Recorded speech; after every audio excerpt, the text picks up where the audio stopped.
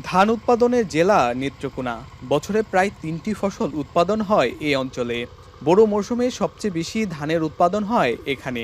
তবে এখনও চাষাবাদে অনেকটা সনাতন এই জেলা।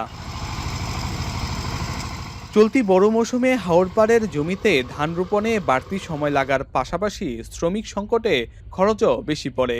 তবে আধুনিক কৃষি যন্ত্রপাতির কারণে কিছুটা সফল হচ্ছে কৃষকরা। এবছর বোরো আবাদের লক্ষ্যমাত্রা ধরা হয়েছে ১,৮৫,৪৮০ হেক্টর।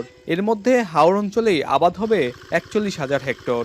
আগে হাতে লাগাইতাম, হাতে লাগাইলে সময় অনেক সময় লাগতো, দেরি হইতো, লাগানির মতো মানুষ পাওয়া যাইতো না। ধান কাটার মেশিন যেরকম সবাই পায়, অ্যাভেলেবেল পাচ্ছে, কিন্তু ধান লাগানোর মেশিনটা অ্যাভেলেবেল পাচ্ছে না। কামলার জামেলা কমতা হয়, আমরা সুবিধা হইল।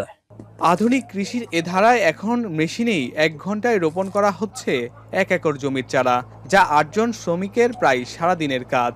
ফলে খরচ কমেছে ৪ থেকে ৫,০০০ টাকা। যন্ত্র রোপণ করে দিচ্ছে এবং নির্দিষ্ট গভীরতায় নির্দিষ্ট দূরত্বে রোপণ হচ্ছে। সেক্ষেত্রে আমাদের সময় শ্রম সবই কম লাগতেছে।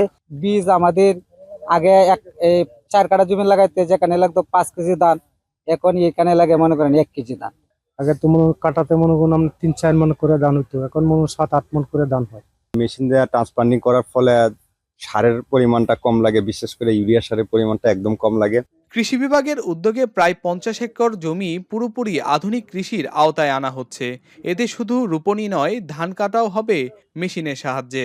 মেশিন দ্বারা আমরা যেগুলি রোপণ করি সেখানে চারার পড়ে যাওয়ার কোনো সম্ভাবনা নাই।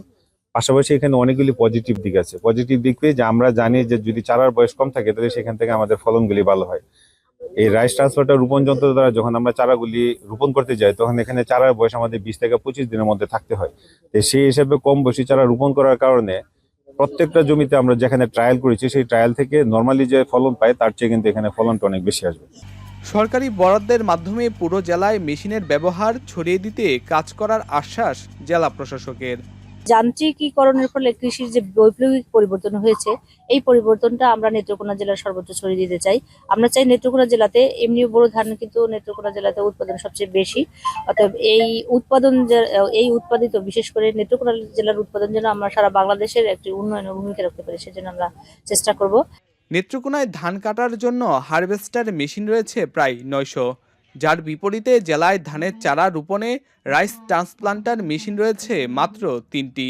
কৃষিতে আধুনিকতার ছোঁয়া লাগলেও এখনও চ্যালেঞ্জ রয়ে গেছে প্রযুক্তি সহজলভ্য করার। রিফাত আহমেদ রাসেল, এখন নেত্রকোনা।